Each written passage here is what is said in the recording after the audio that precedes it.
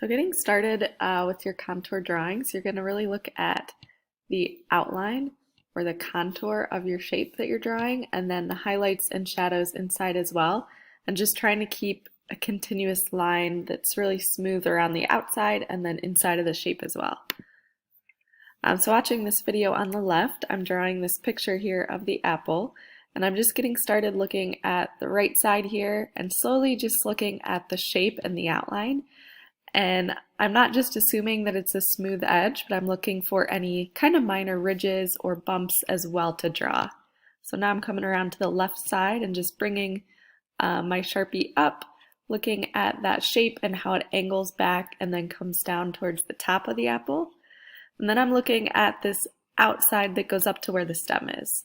And then I'm going to draw the stem before I get to continuing and finishing that line so it doesn't overlap the stem. And then I'm connecting it. I'm looking at those little bumps there. Again, it's not completely smooth, so I'm just really focused on the apple and just really staring at the apple and the shape there. So now that I have the outline done, I'm going back in with the thin Sharpie now, so the thin side, and I'm looking for all the highlights. So the highlights are these spots that have little reflections or areas that are the lightest in the apple or whatever shape you're drawing.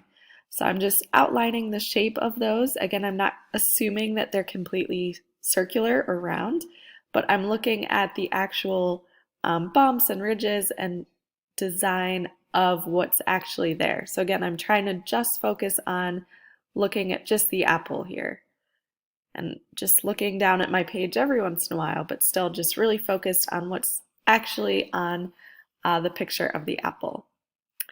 And then I'm going around this little highlight here, and next I'm going to look at the outside, and there's these areas that are slightly lighter. It's kind of hard to see, but if you do squint your eyes, you can kind of pick out areas that really stand out to you, that really are lighter than the rest of your shape. So I'm looking at the right side of the apple here with the highlights. I'm just continuing that line around and then looking at the top of the apple here where there's this little bit of highlight on the outsides. So next, once I finish the highlights, I'm going to start looking for the shadows. So the areas of the apple that are the darkest. And I'm up in the left corner here of the apple, and I'm just outlining these darkest shapes. Again, try squinting your eyes if you can't see any, and that might help too.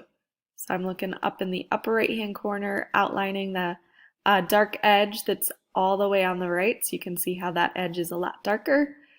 And again, I'm not just completely assuming that it's a smooth edge, but I'm looking at all the little bumps and ridges to outline as well with it. And then this dark shadow continues up and comes around.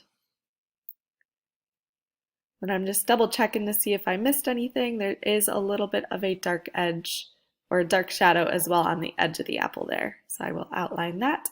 And then I'm going to be finished with my contour drawing. So just double check again that there's nowhere that has any highlights or shadows that you missed. So these are important to pick out so that when you're finished, you're going to have form and more dimension, especially later on when we go and start coloring these in with shadows or darker areas on your drawing and painting them. They'll really start to come to life. So take your time, pick out all the highlights and shadows, and just really focus on what's actually there as you're drawing them.